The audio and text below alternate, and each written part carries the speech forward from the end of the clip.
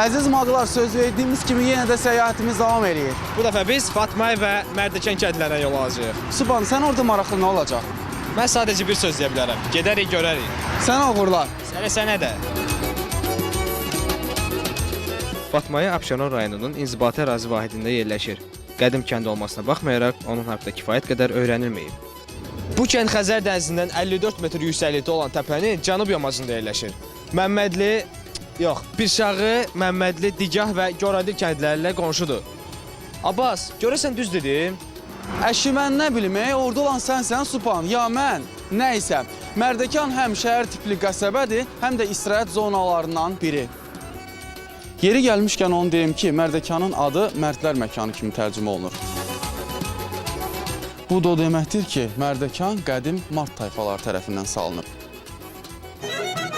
Qədim vaxtlarda Mərdəkan xalq memarlıq mərkəzdə sayılıb. Hətta müxtəlif xarici səyyahların səlnamələrində bu kənd haqda xeyli məlumatlar öz əksini tapıb. Bir məqamı da nəzərinizə çatdıraq ki, Bakı milyonçularından Hacı Zeynalabdin Tağıyev, Musa Nağıyev və digər görkəmli şəxsiyyətlərin burada bağları, yaşadığı binalar olub. Mardların adına isə ilk dəfə Qafqaz Albaniyasında yaşayan tayfaların sırasında rast gəlinir.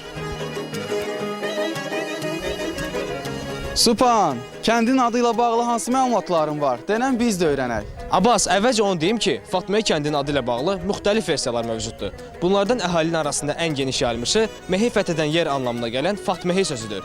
Yəni əvvəllər Fatmaya kəndinin adı Fatmehi olmuşdur.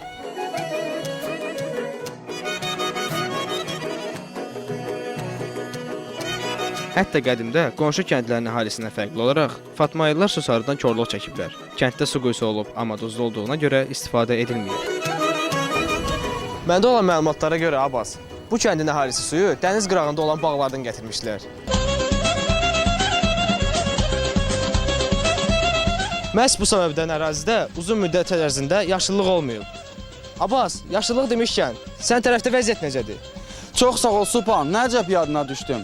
Yox, bu dəfə mən yaşıllıqdan danışmayacağam. Mərdəkandan bağlı deyəcək, çox yeniliklərim var. Deməli Supan, Mərdəkan yaxınlığında olan qayaların üzərində Tunç devrinə aid olan rəsmlərə və yaşayış yerlərinə rast gəlinib. Bu da o deməkdir ki, Mərdəkanın tarixindən deməyə hələ çox söz var. Mərdəkanın qədim tikililərinə Dördkünc Mərdəkan qalası, Dairəvi Mərdəkan qalası və başqa tarixi abidələr daxildir. Supan, mənə çox maraqlıdır. O kənddə əhali nə ilə məşğul olur? Burada əhali əsasən əkinçilik və maldarlıqla məşğul olur. Fatmay bağlarını əncirsiz, üzümsüz təsəvvür etmək qeyri-mümkündür.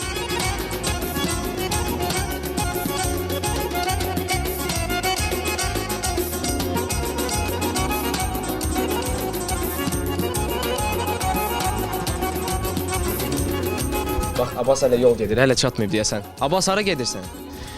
Dördkünc qalasının yaxınlığında bir həyət evi var. Bu həyət evində bizə məlumat verdilər ki, bir qalanın sirrinin müxtəlif səhnələri məhz bu həyətdə çəkilib. Gördüyünüz bu hovuzun ətrafında bax, həmən aktyorlar oturaraq deyirdilər Simnar. Bu nə deməkdir? Simnar, deməli Simnar. Bax, bu hovuzun ətrafında olub o.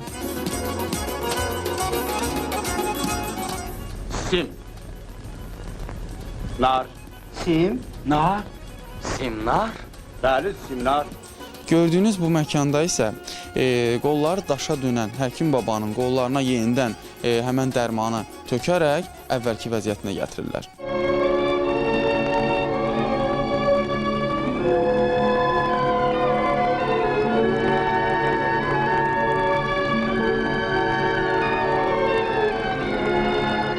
Əziz mağlar, ümidvarıq ki, Abşeronun ən qədim kəndlərindən olan Mərdəkan barəsində dediklərimiz ürəyinizcə oldu. Supan, bəlkə növbəti səfərimizi planlaşdıraq. Əlbəttə Abbas, bu son deyil. Təqdim edib göstərəcəyimiz maraqlı yerlər hələ çox olacaq.